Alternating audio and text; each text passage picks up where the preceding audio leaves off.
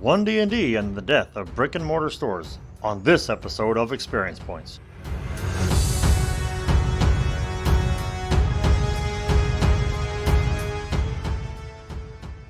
This is not what I wanted to make my first episode about.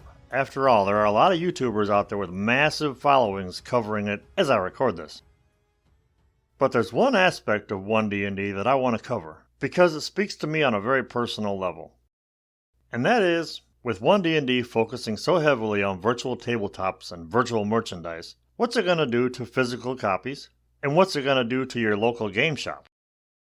Apparently you'll be able to buy physical copies of everything, but with so much focus on the virtual scene, and most likely a price incentive, what chance does your local game store have of attracting customers at the cost they have to sell their gaming supplies? Add to that D&D's heavy presence in stores. If they can't afford to keep up, what are they going to use to fill their shelves? Stores run on supply and demand, so no demand equals no supply. No supply means no customers. No customers means, well, you get the idea. Like most gamers my age, those of us in our 40s and 50s, I like gathering around a table with my friends and playing D&D or whatever game it is. But if 5th edition was designed to lure video game kids to the hobby, One D&D, whether anyone is saying it or not, is designed to lure them right back, which puts retail shops at a huge disadvantage. Sure, there are other role-playing games, but have you ever tried to convince younger players to play anything but 5th edition? If you did, what's your secret? Put it in the comments below for those of us who aren't so lucky. There's something about the free-form play style of in-person gaming. Like when I ask my players, what do you do? That literally means they can do whatever they can think of. I've noticed that concept when I play 5th edition. It was so foreign to players who only knew that edition. How can I do it? It's not on my character sheet. It's like they can't think past their video game avatar who only has a handful of things they can do. That was the lure, I think, of 5th edition for those types of gamers.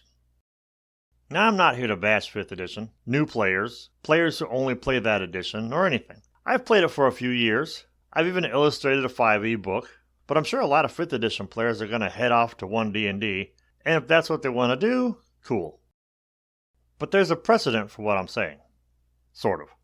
I saw something similar happen back in the late 80s as comics began to disappear off of newsstands and spinner racks. Publishers began to focus on specialty shops, and eventually comic books were all but gone off of stands. While this was great for the publishers, it sucked for guys like me and a lot of other rural kids whose small towns didn't have local comic shops.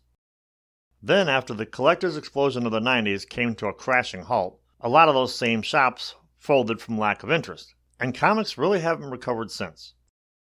And that's what I'm afraid is going to happen again.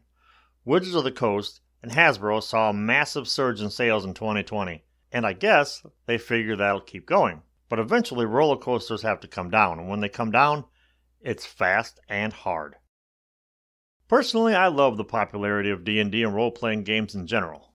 Whenever someone I know discovers the hobby, I won't gatekeep them at all. I hate gatekeeping. I think it's ridiculous. In fact, my usual response is, I told you it was cool. Now roll initiative.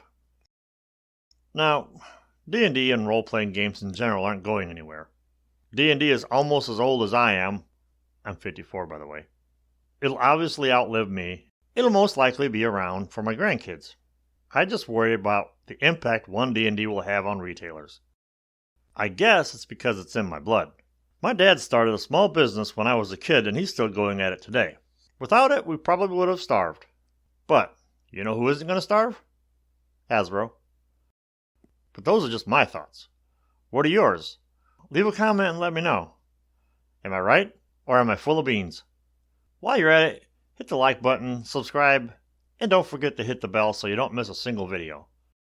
I've got a lot of other content planned, from talking about D&D and the old school Renaissance to other role-playing games and art. I just needed to get this off my chest.